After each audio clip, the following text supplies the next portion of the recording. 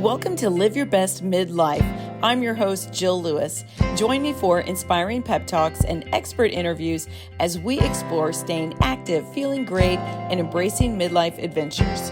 Whether you're an empty nester, a pickleball enthusiast, or just ready to rediscover your vibrant self, this podcast is for you. Let's make our mid-years our best years. Now, on to the show.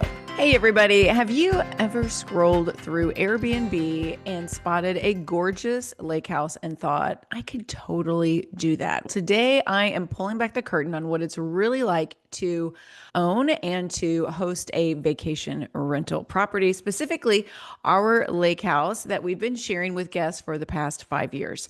I will tell you the good, the bad, the completely unexpected, and whether I do it all over again. And if you're curious what our little slice of heaven looks like, I will be sure to link our Airbnb listing in the show notes. If you've ever dreamed of owning a getaway home, this one is for you. Welcome back to Live Your Best Midlife. This is your host, Jill Lewis. And if you've ever dreamed of owning a lake house or maybe even renting it out for extra income, let me take you behind the scenes a little bit of our last 5 years as Airbnb hosts. It was 2020, and my husband and I were talking about investing in real estate in Southern Illinois. And really at the time, I was thinking about doing long-term rentals.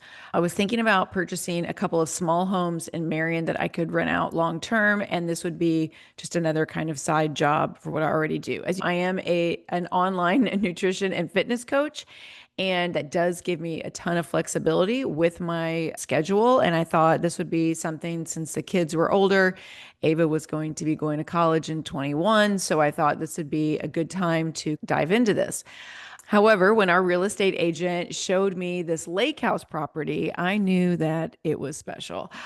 I knew that my husband, Randy, would go crazy for it. It had his name written all over it. So this lake is called Lake of Egypt. It's only 25-minute drive door to door from our home in Marion down to the lake. Lake of Egypt is pretty popular in our neck of the woods. It's not a huge lake. It's about 2,300 acres. It's got about 93 miles of shoreline. It was developed, I think, in the early 60s by the Southern Illinois Power Co-op, and it was for cooling. It was like a cooling water supply for the newly constructed coal-burning power plant. I believe that power plant is pretty much non-functioning at this point, but the name Lake of Egypt, it was named after Southern Illinois because Southern Illinois is called Little Egypt a lot, which is funny. But basically, I think people, when they first found Southern Illinois, said it reminded them of regions of this like fertile land in the Nile River Valley in Egypt. So Lake of Egypt. Also, I believe in the 1800s, I don't know if there was a famine or there was a shortage of crop failure. There was a lot of crop failures up in northern central Illinois. And so when the settlers up there traveled down to Southern Illinois just to purchase grain, a lot of the people were saying it was similar to the Israelites going to Egypt in the Bible. So I guess we're like two rivers kind of form into this area, and people just thought it's a really fertile area. And so it had a lot of ties back to Egypt. And so hence the name Lake of Egypt. But the average depth is about 18 feet, a max depth of 52 feet. It is 6 miles south of Marion, Illinois. It's a clean lake. It has a lot of recreation, fishing, skiing, tubing, a lot of jet skis out on the lake. There's 3 marinas. There's a couple of restaurants, ton of residential homes. And what's interesting is that when I found this property, it is completely wooded. It's not in a subdivision. So there's a lot of different subdivisions on the Lake of Egypt. But this property has a lot of woods around the house, and it is surrounded by the Southern Illinois Co-op property, which is all wooded. And when you come into our cove, we're like the only house on it, which is really nice. And there's so much privacy. It truly feels like you're a million miles away, even though you're just 20 minutes from town. So that's the part that I really love about it. That's what my husband loves about it. It is a true lake house, vibe to it. The setup is great. It's 3 stories, has a walkout basement, ton of windows. The view to the water is beautiful. Has a lot of deck area. It's got a really nice hardscape retaining walls, and it has a really nice fire pit area. We redid a lot of the yard work and stairs that go. It is a steep lot, so there's a lot of stairs that go down to the dock. Speaking of the dock, we put in a brand new dock. So we did put a lot of work into it. But let me go back a little bit. We ourselves are not necessarily what I would consider lake people. We enjoy it, it's fun, but it's not something that we want to do all the time. We do enjoy occasional boating. I am not, I will just be honest, I'm not the kind of girl that loves to get in lake water and just let fish nibble my toes. It's just not my thing, but I like to do it a few times a summer for sure. I like being out there. So we were like, okay, this is a way for our family to have a little lake getaway, but we could do the short-term rental, which is more money, more work for sure, a lot more work. But we thought this is really going to be nice. We could reserve some weekends for when our kids are in town or when family comes to town and then still use it as an investment property, but just use it in a different way. So the land or the house also came with extra acreage, extra land that was really good hunting land that my husband was super pumped about. And so we purchased that as well. So it was just a great fit for us. And yeah, we went for it. So I don't really know what I imagined it would be like to be a short-term rental property owner, to put it on Airbnb or one of those type of sites. But I think overall, looking back, I feel like at this point it is maybe a little bit easier than most people would realize. I don't really know. However, I will say it is not passive income. So anytime someone says like owning Airbnbs or short-term rental properties is a passive income, they're not making much money. They must be hiring a team to run it for them, and that does take in a lot of your profits. So we do most of it ourselves. I don't do the cleaning, I'll be totally honest there. I have done it before when my cleaning gal was out of town or wasn't feeling well. I have done that in the past, but she does it and she's fantastic. But I do take care of the yard, which is an immense job. There's a lot of things I'm going to go over that you can think to yourself, no matter where you live in the US, is this something that you could handle or not? So hopefully this will help you with that. So let's just talk about the reality of hosting. Surprises for me probably were in year 1 and 2. There really hasn't been any surprises. I've been able to suss out any potential renter that I feel wouldn't be a good fit for me. I'm really strict about no parties. And so I can tell by the vibe and the conversation. And I make it very clear in my communication on the listing that we are not a place you can host parties. The only people that can go to the lake house are the ones that are staying there. And I'm very upfront about that. So I guess the first year or two is probably the most challenging for sure. Like I said, I can sniff out the trouble, learning to communicate with my cleaning gal, just figuring out the systems and the automations, just the best way to handle things like the trash and the yard work. The fun stuff for me has been repeat guests, of course, I love a project and decorating the place. We did renovate a bathroom and we redid a lot of things in the kitchen. We did a ton of work out in the yard.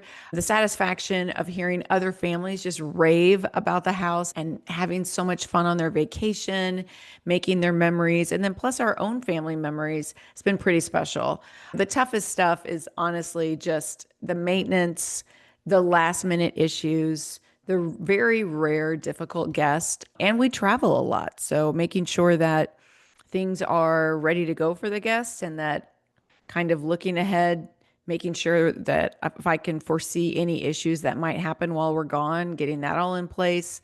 I'll give you an example. This past weekend, last minute had an issue. Thankfully, the guests were really chill about it, but I went down there on a Friday to go over work on the yard. I was doing some mowing and cleaning up and stuff outside, and I noticed that one of the boards on our deck, we have a wooden deck off the kitchen, and it had, I don't even know what the right word is, but it had a hole in it. It had busted through.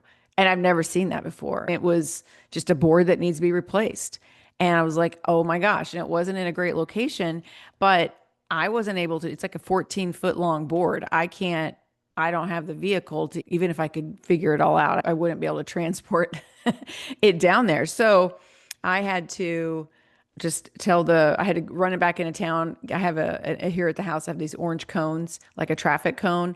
I was able to put that over the board, unsightly, tell the guest, like, I'm so sorry, but I just saw this. There's no way I'm gonna be able to get anyone there this weekend to work on this. It'll probably be Monday or Tuesday, and unfortunately, they'll be checked out by then. They were super chill, no big deal. It wasn't like right where you would be walking, so that was good, but still not an ideal situation. And that kind of stuff pops up. And I'm a perfectionist. I will not lie. It really bothers me when stuff isn't perfect for a guest. So you got to be able to like let stuff go.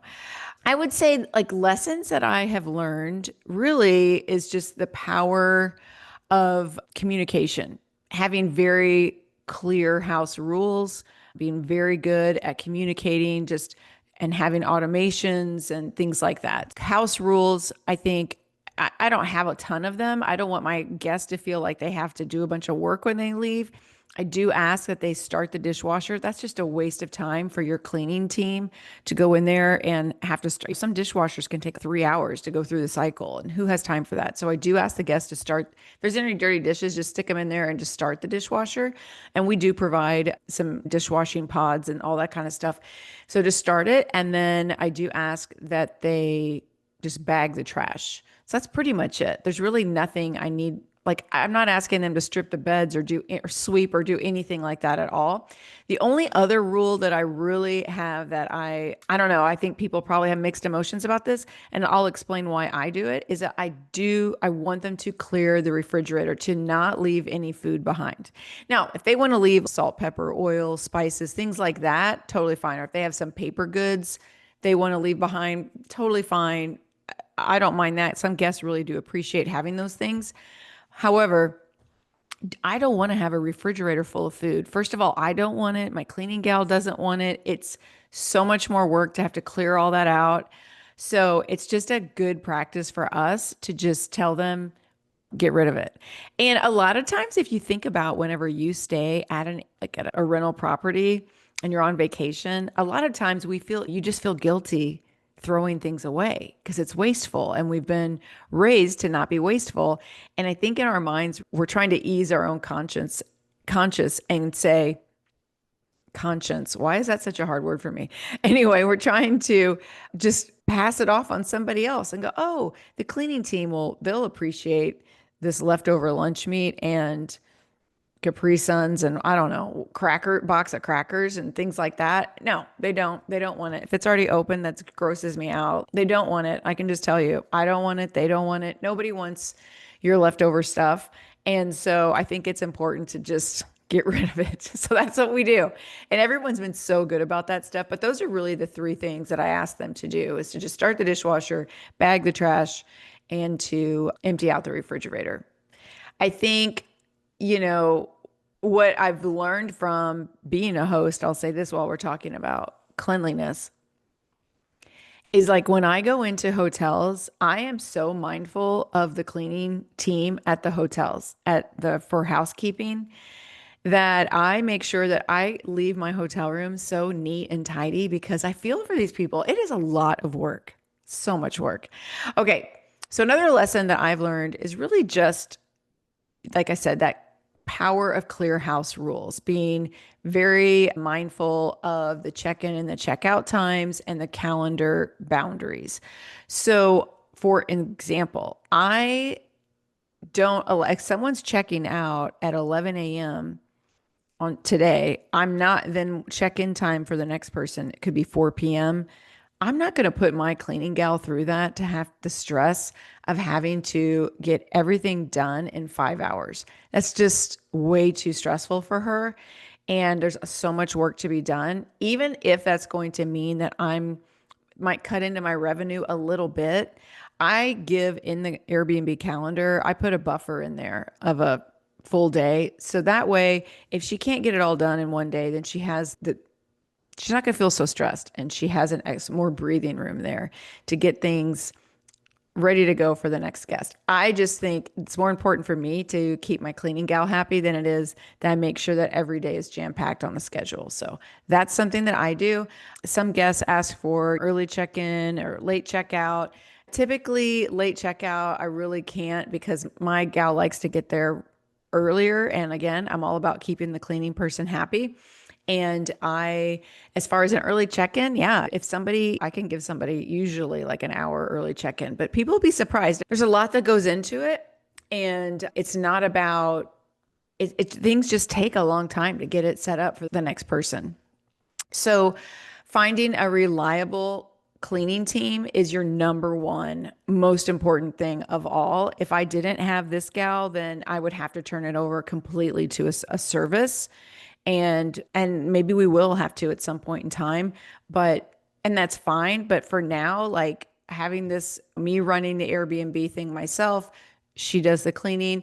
Every penny that I collect from a guest, that the cleaning fee, I send it all straight to her. Take it, give it all to her. There's no way that I am taking any of that. That all goes to the cleaning gal. She earned it. She works hard. She's getting it all. So definitely reward your cleaning team for a good job. And I always like to give her feedback too on, oh my gosh, the guest said that was the cleanest Airbnb they've ever been in. I'm really makes her feel good. But investing in small systems that honestly saved my sanity, such as getting a keyless entry. Most places have this now, but can you imagine having a key that you have to keep track of? Who does that? So having each guest having a unique code to get in, that's a huge one. Having a smart thermostat that you have the app that you can, guests may have the AC super low in the summer. Don't blame them at all. But then if there's no guests in the house, I want to get that AC back up. I don't want it to be so low. There's no point in that. So we can remotely change that, which is fantastic. I love that.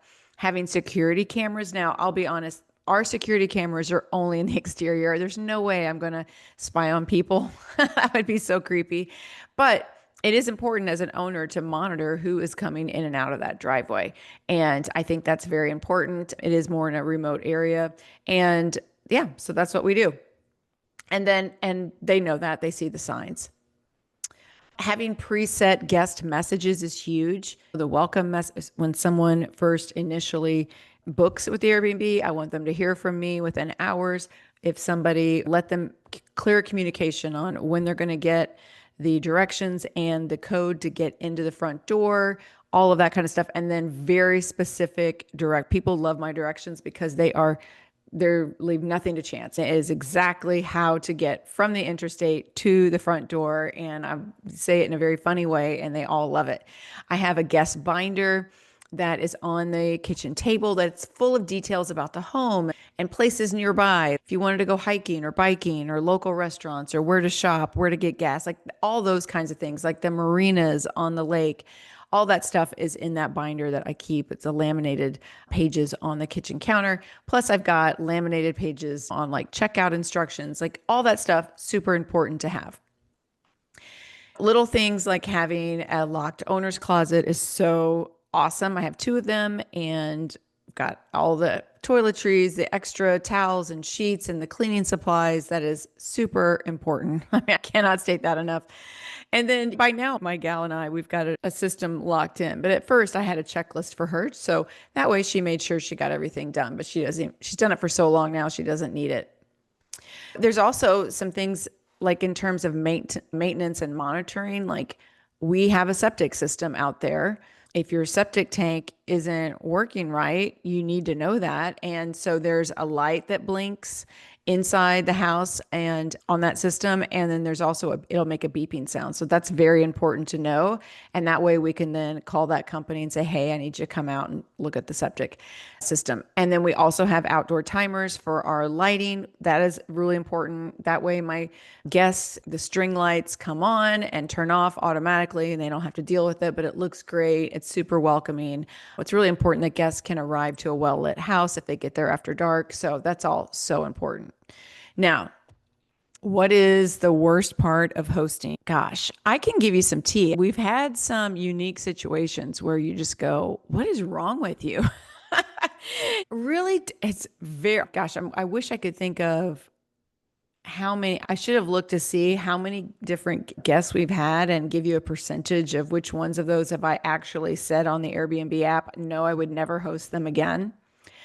One guest, actually, we had just put in our brand new dock. This dock, if you know anything about putting in a new dock, they're expensive.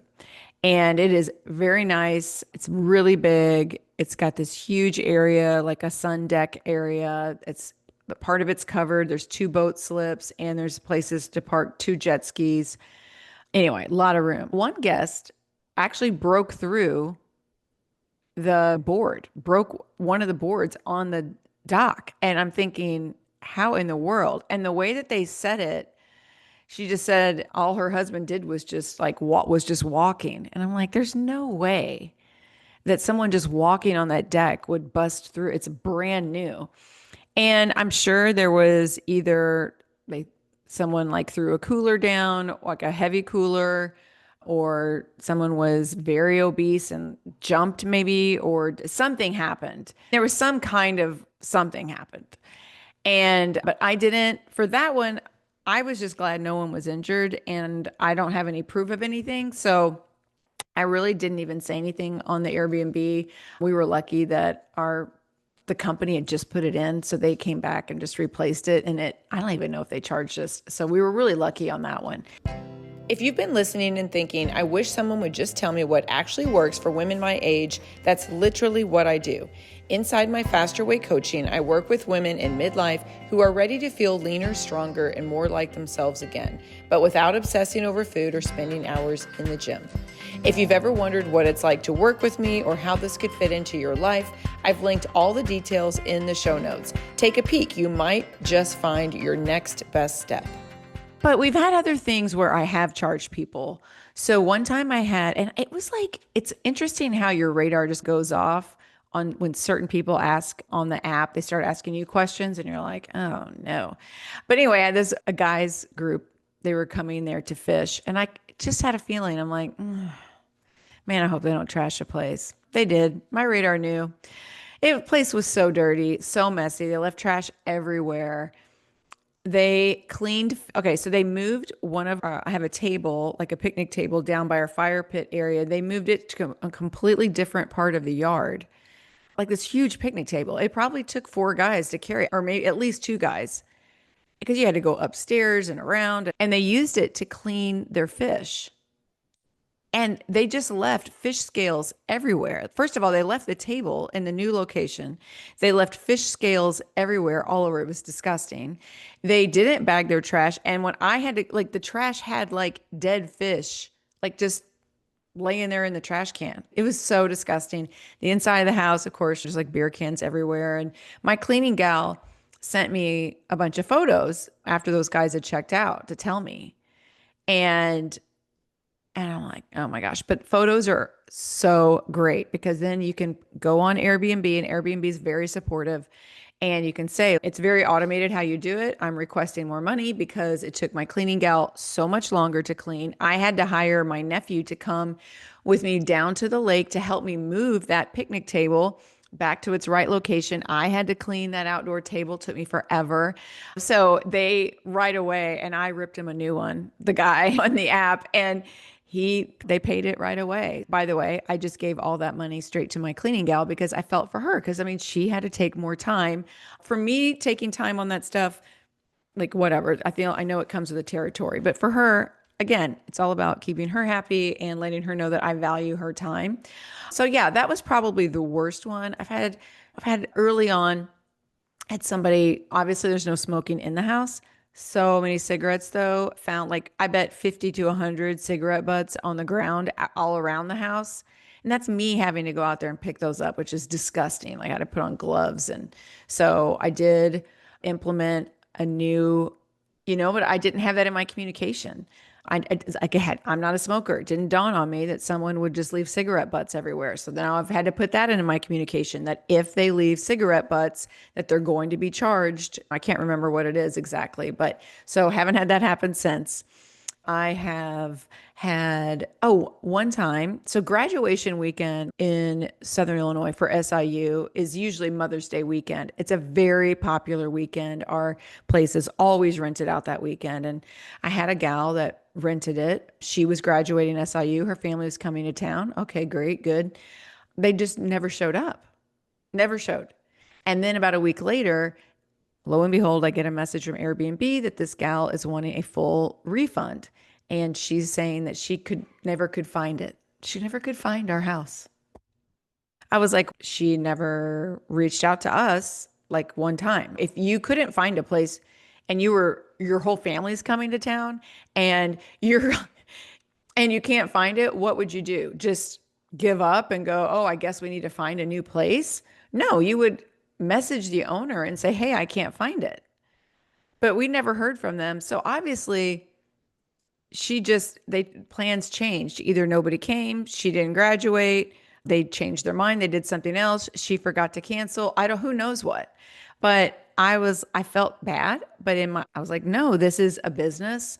And we always have that place rented at that time. So anyway, I did not give her a reimbursement on that because I knew she was full of it. And you do have to be the tough guy sometimes, and that's a little bit hard. At one time, I had somebody, how do I say this without just, hopefully, you're not like eating breakfast? One guest, it was a female, and let's just say her Aunt Flo came to visit her while she was there. And that was disgusting. And like, just didn't do anything, just left and all my bedding is white, by the way, because white, it's just so clean. And as a guest, when I'm in a hotel, like I want the bedding to be white, don't you? I don't want it to be like dark colors and dark towels skeeve me out. I love all white everything with linens. And so let's just say that was pretty obvious and a little bit of a murder scene looking. So I did message them and was just like, what the heck? Like in the main floor bedroom, this is what we had photos to send. And of course, the owner is horrified. She's, oh my gosh. She said it was a girl that one of the girls, they're so embarrassed. So they did pay me for some new bedding and whatever. I was grateful for it. But I'm like, I don't want my gal to have to go clean all this. Yeah. Guess I will take new bedding for that. Someone else left like lawn chairs. We have lawn chairs that you can take down there. They forgot the really nice ones from Sam's that they're like the backpack low seating chairs. I think they're like $80 each.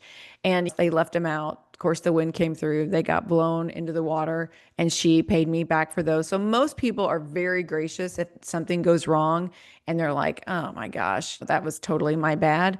And of course, you have some of the bad apples like that I told you about. What are you going to do? But I would say, really, that's all I can think about in terms of maybe what has gone wrong. Most people are really respectful of the place, and it's all been extremely positive. Now, let's talk about, is it financially worth it? It's hard to say because, or for you, I guess I should say. For us, I'd say it's been good. It's basically like having property that I would say almost gets completely paid for. There might be, I haven't looked at what exactly last year. There's not been a year, I guess I would say this. There's not been a year that we're like turning profits, but let's just say this. Back in 2020, we had to pay listing price for the home. Real estate was flying off the shelves. There wasn't much available at the time, but the interest rates when we bought were nothing. They were so low. So it's a great deal for us. And it was just really good timing. But we do have a loan on the house. And then we have very high property taxes out at the Lake of Egypt. So I would also, that's something to consider for you is to find out about the property taxes, which most places, of course, I'm in Illinois, so everything tax wise is high. But depending where you live, you got to think about that. But yeah, like for us, it's been a great deal because we're just all this equity into this home. And I don't know how long we'll own this home, but for us, we felt like it's been a good investment for us, put it that way. So we did put money, like I said earlier, into the yard. We rebuilt the stairs that go down to the lake. We took out a ton of brush and trees. I won't even get into it all, how much the previous owners had let go with the property, which was sad. But I love taking an ugly property and making it beautiful, bringing it back into its full glory as it deserves. I love the view when you come, the view from the house looking to the water, and then also from the water looking up to the house. It just looks so beautiful. I love it so much.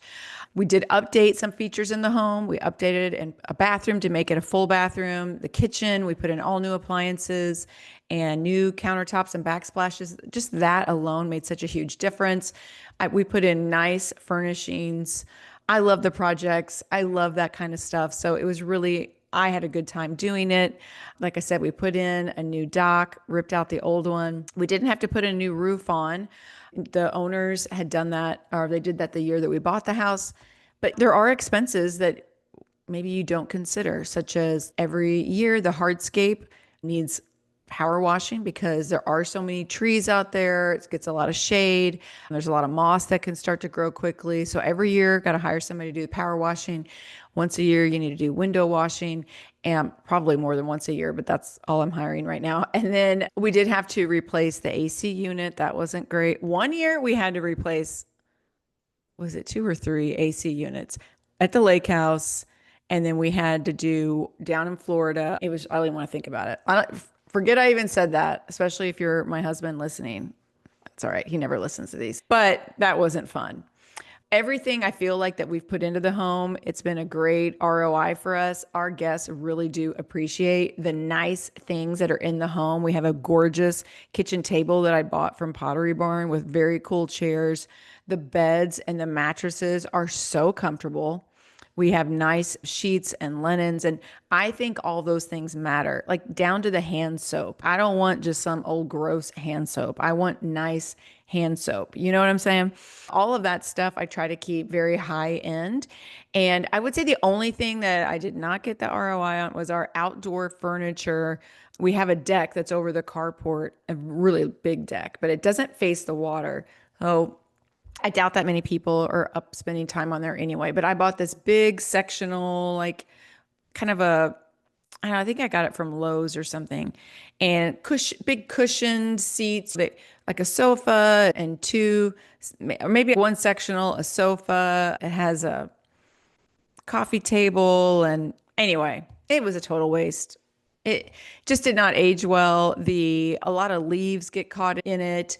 And it was like just constant getting dirty, and moss and the leaves and the twigs and everything else up there was getting like stuck to it. And basically, we just took it out. I think Randy gave it to one of his friends, and it was about $1,200 thing, I think, when I bought it. So that was a total waste. It lasted about 4 years, and I said, enough is enough. This thing looks like garbage. It's taking me way too much time. So I just replaced it with 2 nice loungers up there and be done with it. So, would I have any advice for a new or aspiring host? As far as the platform goes that you use, that's totally up to you. Just do your research there. I use Airbnb. I think it's great. It's very simple as an owner. I think they've got great customer service. It's just a flat 3% rate that goes to them. I keep all of the communication on the app. So I do not text, or only in case of emergency would I like call somebody, a guest. I keep everything in the app, our communication. I feel like that way you keep it very business-like, and everything can be answered between the guest and the owner through the app. We started an LLC. Obviously, you would want to do that as well. You keep everything separate. You have a cleaning team that you trust and rely on. That is so key. In the beginning, we allowed some acquaintances to, kind of friends, but more acquaintances, to rent the place outside of the app. So because people want to do that because they're like, you don't have to go through the app. If I don't go through the app, they can get a discount or something. And yeah, but I just want to say it's not worth it, because the only times that we've done that, they canceled last minute, and I will just never do it again. It is a business for us, and people have to respect that. And I know things come up, like people can get sick, or whatever plans fall through. And but that is a you reserved for that person. So we would never do that again. From now on, we just decided right then, I'm like, everything is going to be run through the app. We're not doing something off the app. I would say too, like you need, if you're interested in getting a place that you're going to put to buy and that you're going to put it on Airbnb or a Verbo or something like that, look at the other listings in your area to get an understanding on pricing. I would think about, you want it to be nice, or what's your purpose in doing this? Is it something that you want to stay in as well? But I add perks everywhere that I can with for my guests. We have a couple of kayaks that they can use that are included. I put a little s'mores kit together, or my cleaning gal does when she's there, puts a s'mores kit together for each guest that comes in. That's like a nice little touch that everybody loves. Again, just keeping things super, super clean and smelling fresh. Don't ask the guest, get nice stuff for your place. Don't ask the guest to do too much. Keep it as much like a hotel resort experience as possible. I think it's going to give you those 5-star ratings all the time. The 5-star ratings, I just cannot say enough how important those are to an owner, so much, because when think about yourself, when you're going to look at a property to rent, you're looking at what's the rating, you're looking at the feedback from all the other guests, and that's huge. So we try to go above and beyond to make sure, like, we have a fire pit out there. I always make sure to keep extra firewood for the guest. I'm not going to ask them to, unless they're just burning it day and night. They're going to run out, of course, but I always try to supply enough for them to have at least a couple nights of wood available. I think every once in a while, be sure that you stay there so you yourself can get a feel for the place and just, how is it feeling? Sometimes you may not even look at the ceiling fans until you're laying in bed and you look up and you go, oh my gosh, that ceiling fan is filthy. I need to clean that. Little things like that will happen. Oh, I would say consider getting a place that is low maintenance landscape. Now, that is the exact opposite. That's a do what I say, not what as I do comment, because that is where I spend the most of my time. Now, it's what I love about our place, but it's what takes up the most of my time. It's just the maintenance of the yard.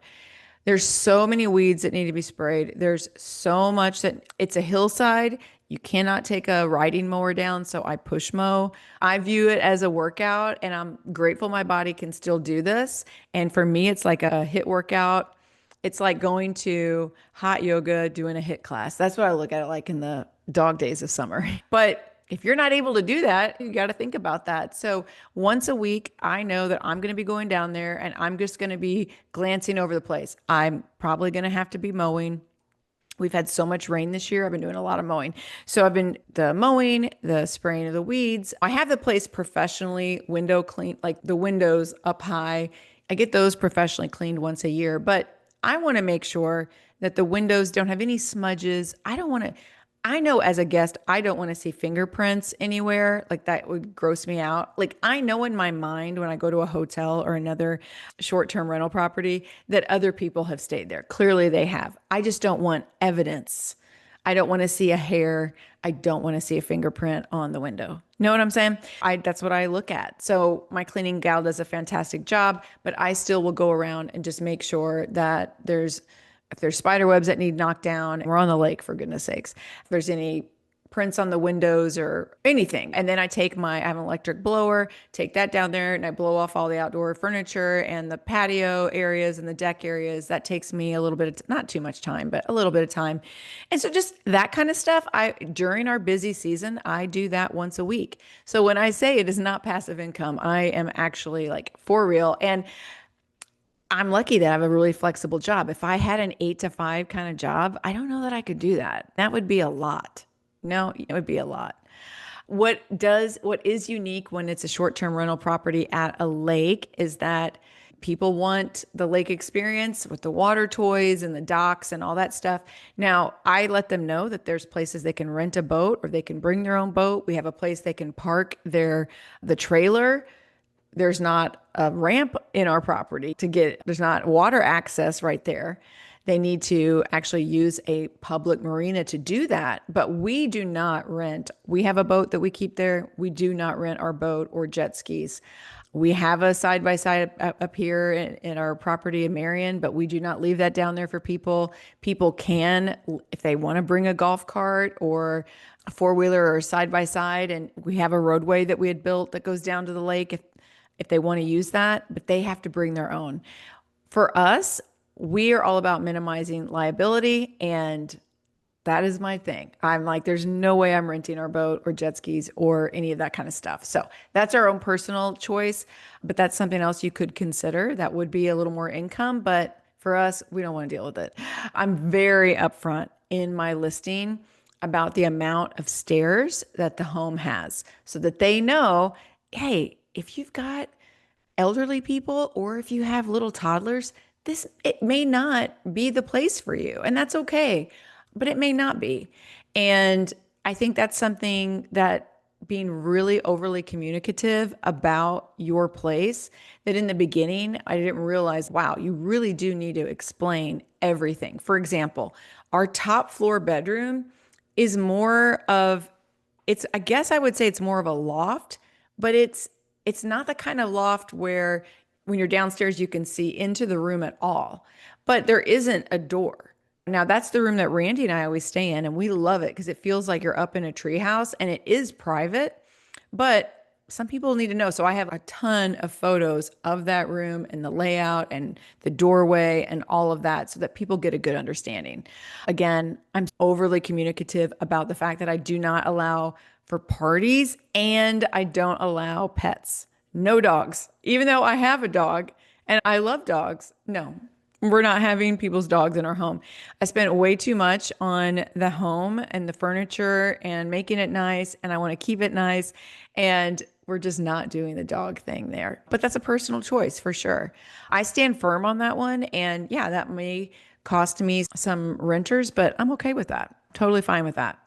So you got to have, there's certain must have hosting tools, such as what platform that you're going to use, the keyless entry, the security cameras. Those are absolutely like you have to do it. Another thing to think about is, are you going to require a 3 or 2 night or 3 night or a week night minimum for guests to stay? What we decided to do at first, we were doing a 2 night minimum.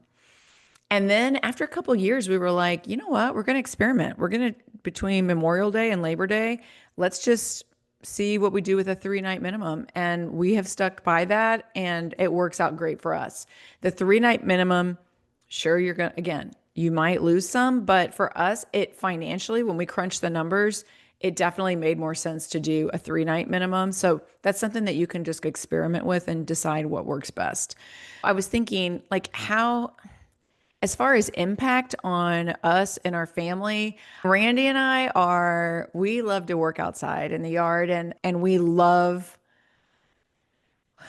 just love owning beautiful property. That's all I can say. So even though it is more work to own a home like that, I think people just love it. It gets people coming back again because you truly feel like you're in a vacation home. You're not in a vacation home and then right next door there's a house right next to you and you got to hear their music and whatever's going on. It is not like that at all. You are secluded, and it is a special vibe there at our lake house. And as far as our family goes, when we first bought it, we were using it so much more because our kids were still in college and they were coming back for summer breaks, but now they're not. And so it's sad, but unfortunately, we don't use it near as much as I thought we would. And so for the last 2 years at least, maybe 3 years, I don't remember. I think at least 2 years, we haven't reserved it for us at all. So we have our boat down there, and it's like, are we going to go use it? And sometimes Randy will say, do you want to go down there if no one's in the house during the week? Do you want to go stay down there? And I'm like, I do. But then I gotta like clean the house and do the sheets, and it just sounds like a pain. Isn't that terrible? So I guess I am disappointed in how we haven't used it as much, but that's also the purpose originally with the money that we had set aside to invest in real estate, was that it was an investment property. So it's like we haven't found that mix that we thought we would.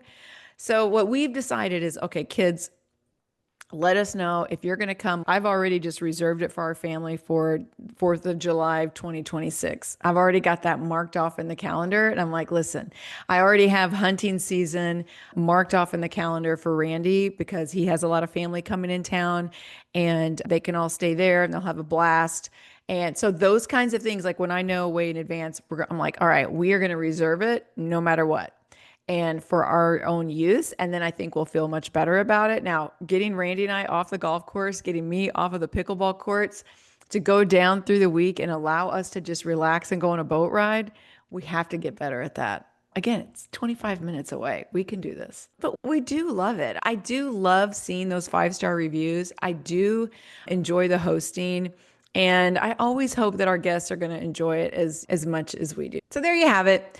That's really my unfiltered truth about hosting a lake house on Airbnb. It's definitely been an adventure that's taught me a lot. It's brought me some interesting stories. And yes, it's definitely has paid for more than a few sunsets on the deck. But if you're curious, I will link our Airbnb listing in the show notes. So feel free to take a look at our lake house. And if you love this peek behind the scenes, share this episode with a friend who has been dreaming of owning a vacation home or just thinking about jumping into Airbnb hosting.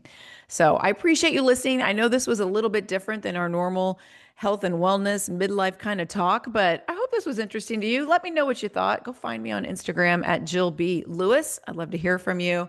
And as always, just thank you so much for your support and listening to Live Your Best Midlife. And I will see you next week. Thank you so much for tuning in to Live Your Best Midlife. If you enjoyed today's episode, please hit that follow button. And if you want to help more people discover my podcast, I'd be so grateful if you could take a moment to leave a rating and a review. Your feedback not only brightens my day, but it helps others to find my show. And if you're craving some more behind the scenes action, follow me on TikTok at Jill Lewis Living or on Instagram at Jill B. Lewis.